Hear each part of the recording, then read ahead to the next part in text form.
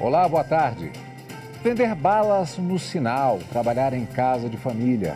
O trabalho infantil ainda é a realidade de muitos jovens. Só nos primeiros 6 meses deste ano, o governo federal resgatou mais de 1.000 crianças e adolescentes nessa situação em todo o país. Eu sou Carlos Eduardo Cunha e o combate do trabalho infantil é um dos destaques do dia. Vamos aos demais. Supremo Tribunal Federal rejeita recurso do ex-presidente Jair Bolsonaro contra a multa do Tribunal Superior Eleitoral por reunião com embaixadores. No Paraná, programa Justiça e Cidadania também se aprendem na escola, completa 30 anos. E ainda, em Mato Grosso, o projeto auxilia dependentes químicos a mudarem de vida.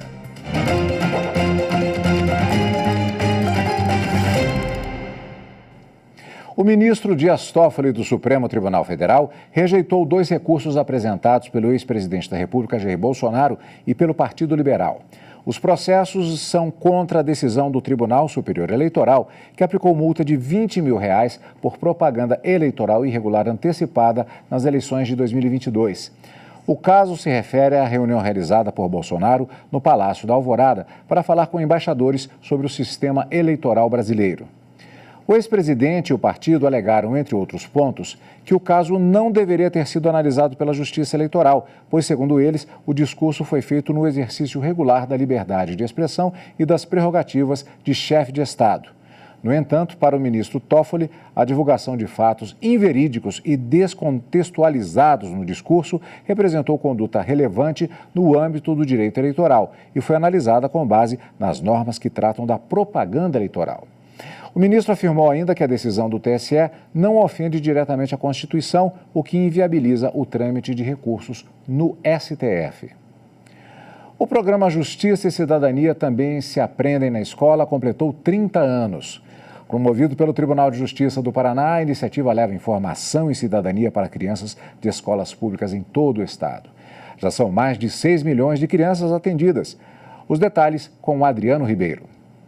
Um dia em que as crianças foram as maiores autoridades do lugar. Olha, a justiça primeiro tem as vítimas, né? Daí tem o advogado e o juiz, que ele serve para julgar as pessoas sobre se elas vão ser presas ou não. E os advogados, eles defendem as vítimas. Eu aprendi que tem que estudar muito para ser alguém na vida, que a gente tem que ajudar o próximo. São lições aprendidas durante mais uma edição do programa Justiça e Cidadania Também se Aprendem na Escola, que tem o objetivo de levar informação, conhecimento e cidadania a crianças da rede pública de ensino do estado do Paraná. A educação e a justiça, me parece que desde os filósofos já existe essa parceria, juntar a fome com a vontade de comer, você trabalhar valores éticos, valores de humanidade, e as crianças têm isso com elas já. Então, uma vez me perguntaram se era possível ensinar a cidadania, e eu disse que talvez não, mas é possível despertar a cidadania. E eu penso que é isso que o programa tem conseguido fazer nesses 30 anos. Inclusive, um dos motes do projeto é esse, a proximidade, é fazer com que a justiça esteja mais próxima do cidadão.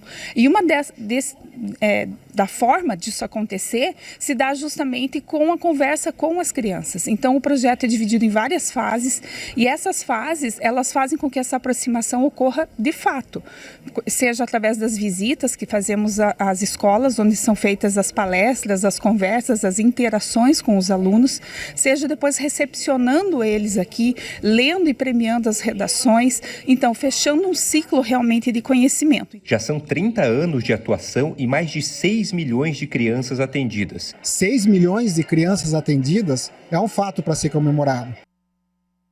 A partir de agora, todo o Poder Judiciário de Alagoas integra a rede estadual do Laboratório de Inovação.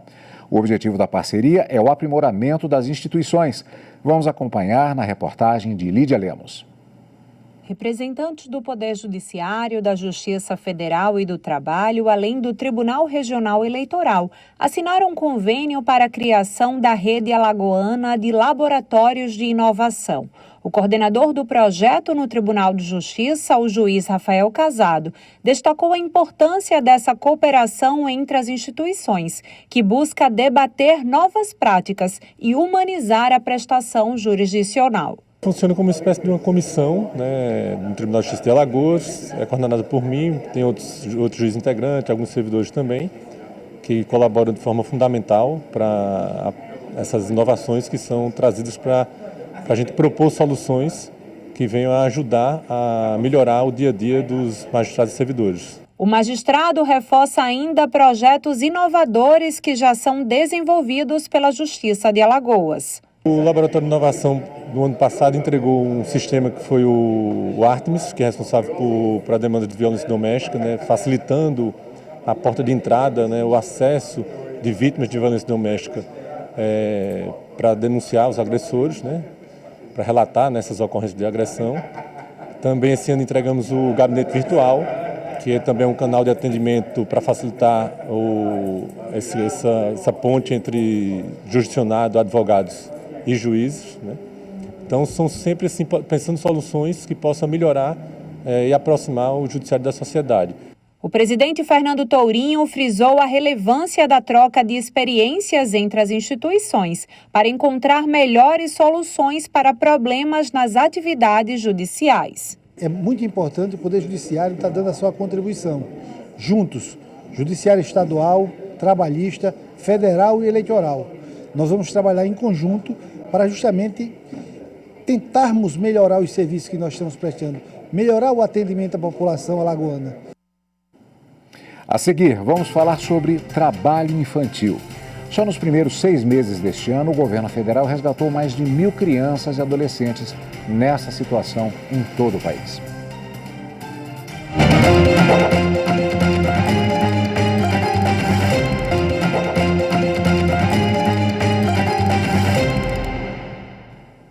O 12 de outubro, Dia da Criança, também é uma data para refletir sobre os problemas que ainda afetam as futuras gerações. O trabalho infantil é um tipo de abuso que ocorre no mundo inteiro.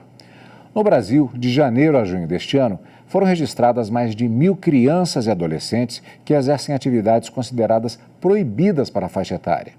Veja na reportagem de Carolina Chaves. A cena é tão comum que para muita gente não chama atenção. Vender balas no sinal não deveria ser uma atividade para crianças, mas esse tipo de trabalho infantil ajuda a engrossar as estatísticas. De acordo com os dados da Pesquisa Nacional por Amostra de Domicílios, em 2019 havia 1.768.000 crianças e adolescentes de 5 a 17 anos em situação de trabalho infantil. A professora Edileuza Fernandes, da Universidade de Brasília, explica que o cenário, que já era ruim, ficou ainda agravado pela pandemia de Covid-19, que aumentou o desemprego de adultos e fez com que escolas fossem fechadas. A escola, a sala de aula, ela é um espaço muito importante para nós identificarmos crianças que estejam sofrendo abusos, no interior da sua própria família ou na sua comunidade, e a exploração do trabalho também, né? É a sala de aula o espaço em que esses conflitos, em que essas questões, elas vão, como é que eu diria, elas pulsam, né? Elas vêm à tona. Nos primeiros 6 meses deste ano, o governo federal resgatou mais de 1.000 crianças e adolescentes de situação de trabalho infantil em todo o país. Os menores trabalhavam em atividades consideradas mais insalubres e perigosas, como a construção civil. O STF tem acompanhado de perto essa questão. Em outubro de 2020, o plenário da Corte manteve a proibição de trabalho a menores de 16 anos, salvo na condição de aprendiz. O relator, ministro Celso de Mello, afirmou que a Constituição Federal de 1988 introduziu a doutrina da proteção integral da criança e do adolescente diante de sua condição de pessoa em desenvolvimento. Segundo o ministro, a alegação de que o trabalho pode afastar a criança mais pobre da marginalização é uma visão equivocada, que apenas estimula o preconceito. O Ministério Público do Trabalho lançou uma campanha para combater de forma lúdica outro tipo de exploração da mão de obra infantil, o trabalho doméstico. O MPT publicou um vídeo nas redes sociais que conta a história de Maria, que perde a infância e a oportunidade de desenvolver porque trabalha como doméstica na casa de uma família rica. Mas nós podemos mudar essa triste história. Crianças e adolescentes têm direito a uma infância digna, livre de violências e com garantia de um desenvolvimento pleno e saudável. E para falar mais sobre o combate ao trabalho infantil, a repórter Carolina Chaves conversou com a procuradora do Trabalho, Luísa Carvalho Rodrigues. Ela é coordenadora nacional de combate ao trabalho infantil e de promoção e defesa dos direitos de crianças e adolescentes. Vamos acompanhar a entrevista. Doutora, a gente acabou de ver na reportagem a decisão do Supremo Tribunal Federal que reforçou a proibição do trabalho a menores de 16 anos. Mas há aquela exceção a partir dos 14 anos na condição de aprendiz. Isso não pode abrir brecha para desrespeito à lei? Eu queria que a senhora explicasse o porquê dessa exceção. No Brasil, a nossa Constituição que traz essa definição é, na verdade, a aprendizagem profissional, que é permitida a partir dos 14 anos. Então, a partir dos 14 anos no Brasil, é possível você ser um aprendiz profissional. Isso decorre justamente porque a aprendizagem é uma ação afirmativa de garantir um direito fundamental à profissionalização. E também é um instrumento de combater o trabalho infantil, porque com a aprendizagem há um curso teórico de profissionalização, o adolescente deve se manter na escola, então combate a evasão escolar. Então, por isso, é a única exceção que é permitida pela nossa legislação. Então, basicamente, a nossa lei tipifica, traz todas essas possibilidades, estabelece a idade mínima para o trabalho. E é importante mencionar sobre isso que não é só o Brasil que tem essa idade mínima, certo? É uma construção internacional que aconteceu ao longo de séculos no sentido realmente de proteger crianças e adolescentes. Então, não é só no nosso país que existe essa limitação etária para o trabalho. Doutora, as leis que já existem, elas são suficientes ou precisa de outras, de mais leis para combater o trabalho infantil? Nós temos um arcabouço jurídico muito grande de proteção à infância e adolescência, né? Tanto internacionalmente quanto nacionalmente no Brasil. E especificamente no nosso país, nós temos desde 1996 uma política pública construída após décadas de mobilização e de discussão e de reflexão da nossa sociedade para erradicar o trabalho infantil, que é conhecido como PET, é uma política pública que foi incorporada na Lei Orgânica da Assistência Social, e é uma política pública de Estado, né, independentemente de governo, e que é exemplar. Então, nós temos, sim, leis. O que nós precisamos é tirar as leis do papel. Então, para poder executar, cumprir com as nossas leis e executar as políticas públicas, nós precisamos de recursos orçamentários, destinação privilegiada de recursos orçamentários com prioridade absoluta para essas políticas de proteção da infância e adolescência. E quando os pais tiram as crianças da escola e colocam para vender balas na rua ou exercer algum outro tipo de trabalho, eles são punidos de alguma forma? Hoje, os dados nos dizem que a maior parte de crianças e adolescentes que trabalham estão frequentando a escola. Isso já foi uma evolução com relação a dados anteriores que a gente tinha, diminuindo a evasão escolar, mas ainda assim permanece a situação de violação de direitos, que é o trabalho infantil. É possível que esse empurrão que a gente fala, né, os pais empurram os filhos ou forçam os filhos a trabalhar para complementar a renda? Eu acho que é importante a gente ultrapassar essa concepção meramente individualista e de culpabilização da família. É possível, sim, que essa família seja responsabilizada, inclusive com a aplicação de medidas de proteção que estão previstas no Estatuto da Criança e do Adolescente. Mas eu gostaria de sugerir que a gente ultrapassasse essa perspectiva de mera culpabilização da família, porque muitas vezes a família está numa situação de vulnerabilidade socioeconômica. A família não tem acesso a saneamento básico, não tem segurança alimentar, não tem uma escola, o transporte escolar para os seus filhos, e isso tudo também é ausência do Estado. Então, é importante que nós saibamos que existem outras pessoas responsáveis por garantir esses direitos que não só a família, né? Nós precisamos, se essa família está em situação de dificuldade, garantir um emprego formal para os pais ou inserir eles em programas de geração de renda. E para terminar, doutora, eu queria lembrar mais um dado que a gente viu na reportagem.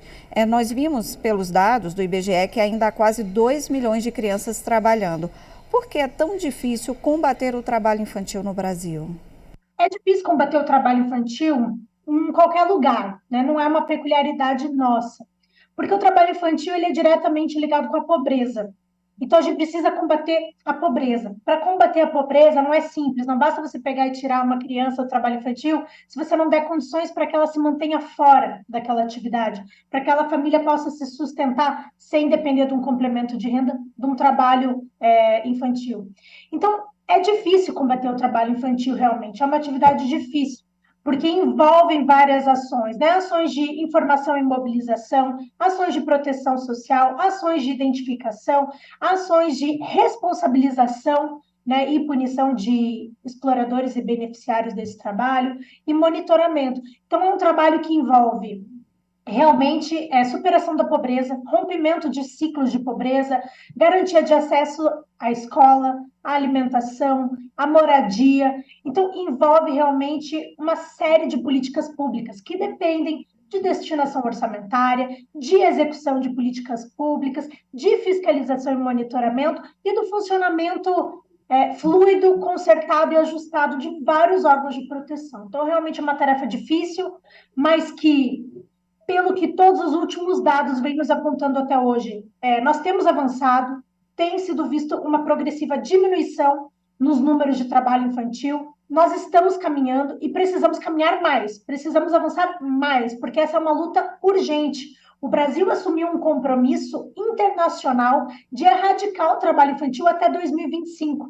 Isso está dentre os Objetivos do Desenvolvimento Sustentável da Organização das Nações Unidas. Então, é nosso dever de, por mais difícil que seja, utilizar todos os nossos esforços, nossos recursos para garantir uma infância e uma adolescência plenas, que é só assim que nós teremos um futuro digno.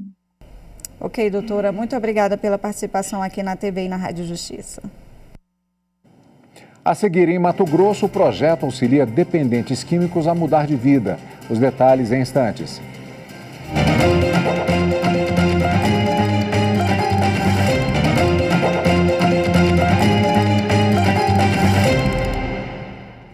No Rio Grande do Sul, o Tribunal de Justiça assinou uma parceria com a Central de Transplantes do Estado para o programa Doar é Legal. Agora, as certidões emitidas pelo Judiciário com os registros da vontade de ser um doador de órgãos serão compartilhadas com o Executivo. Vamos acompanhar a reportagem de Matheus Beck. O TJRS e a Secretaria Estadual de Saúde firmaram um termo de intenção para o compartilhamento de informações do Doar é Legal. A partir de agora, a Central de Transplantes terá acesso aos certificados de doador emitidos desde 2009 pelo Programa do Judiciário Gaúcho, que é reconhecido pelo Conselho Nacional de Justiça. O objetivo é agilizar o processo e reduzir as filas para transplante no Rio Grande do Sul. Nós, no Rio Grande do Sul, tivemos, diríamos, o melhor número de transplantes em 2017. Depois foi caindo, com a pandemia mais ainda. Mas em 2023, a projeção até o final do ano é que nós possamos alcançar o mesmo número de transplantes que foi no melhor ano, que foi 2017. De acordo com a secretária, a fila de transplantes no estado gira em torno de 2.700 pessoas. Neste ano, a expectativa é ultrapassar 1.200 cirurgias, o que ainda deixa um número de pacientes em espera. Por isso, é importante que cada doador manifeste a vontade aos familiares, a quem cabe a decisão sobre a doação ou não dos órgãos. A manifestação de vontade, seja em cartório ou seja através do nosso projeto, que é apenas uma declaração de vontade que o Tribunal de Justiça, o Judiciário atesta aquela intenção de ser doador, serve mais como um meio de informação aos familiares daquela intenção da pessoa, né, do familiar. Hoje, em torno de 50% das abordagens aos familiares para uma doação de órgãos, elas acabam sendo negadas, né? Justamente por quê? Porque as pessoas não sabem que aquela pessoa tinha ou não a intenção de ser um doador. Quando elas sabem, essa abordagem fica extremamente facilitada e dificilmente negada. No lançamento da iniciativa, também foi apresentada a nova identidade visual do programa. Além do reposicionamento de marca, a intenção com o novo design é buscar novas adesões e parcerias para o projeto. Eu não sou doadora porque um dia eu também posso precisar. Eu sou doadora porque um dia alguém pode precisar. E é isso que deve mover a todos nós. Para o ator Marcos Frota, a doação de órgãos é uma causa que une diferentes crenças e ideologias. Por isso, decidiu se engajar na campanha do Judiciário e combater a desinformação sobre o assunto para aumentar ainda mais a lista de doadores no Brasil. A vida é feita por milagres. Eu espero, sinceramente, que agora o Brasil se desperte. Nós somos referência na área de transplante, no sistema único de saúde do país inteiro. Agora precisamos ser campeões também no ato de doação. Em Mato Grosso, ações do Juizado Especial Criminal de Cuiabá auxiliam dependentes químicos a mudar de vida. Além do trabalho promovido pelo Núcleo Psicossocial, este ano a novidade é a realização de oficinas de teatro. A reportagem é de Maritza Fonseca.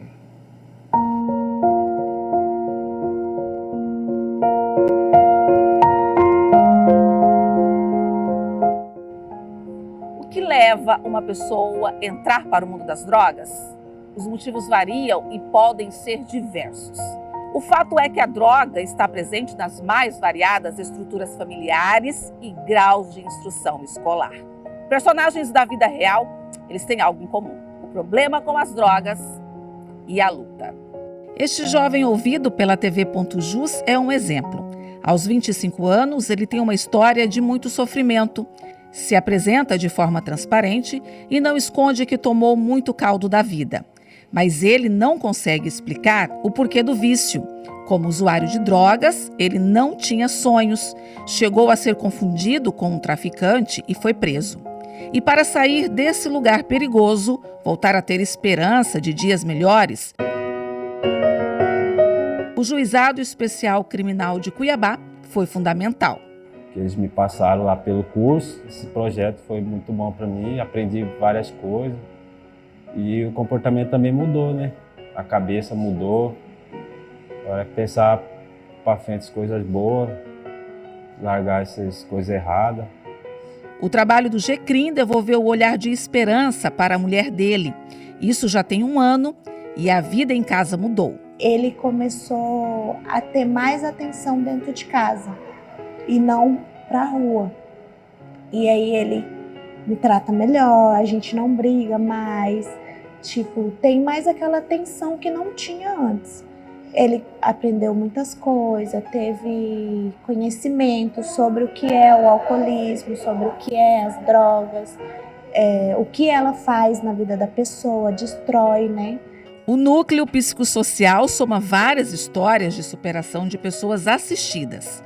O NUPS faz o acompanhamento das pessoas que foram presas usando drogas. As pessoas que fazem o uso intenso são encaminhadas para tratamento de saúde.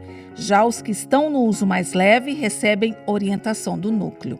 Um tratamento humanizado por meio do acolhimento oferece o trabalho de recuperação. Proporcionar para ela, por meio desses espaços de informações, mesmo que seja online ou presencial, trazer para elas conhecimentos e levá-las a refletir sobre o comportamento delas e sobre a possibilidade de mudança. E essa possibilidade de mudança na vida delas acabam refletindo também na vivência delas, no cotidiano delas, com a família, na vida profissional. De forma inédita, no primeiro semestre de 2023, sob a coordenação do juiz Aristeu Vilela, entrou em prática a oficina de teatro.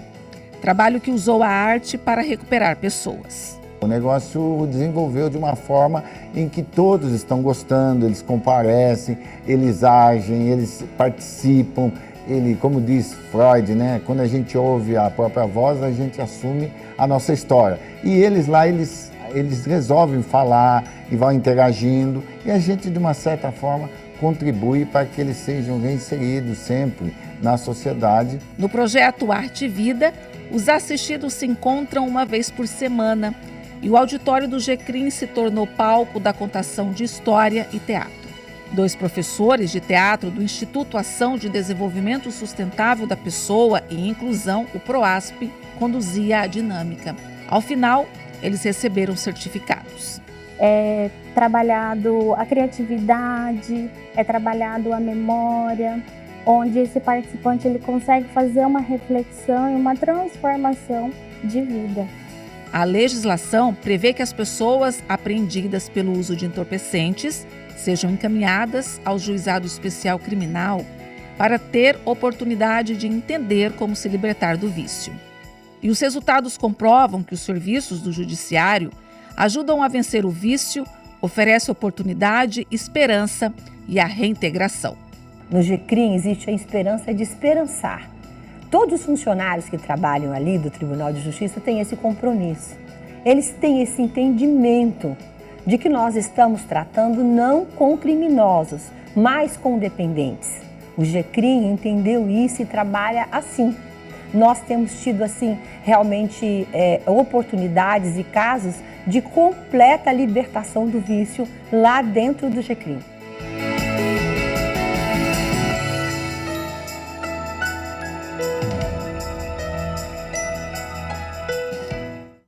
O Jornal da Justiça fica por aqui. Obrigado pela companhia. Uma ótima tarde. Tchau.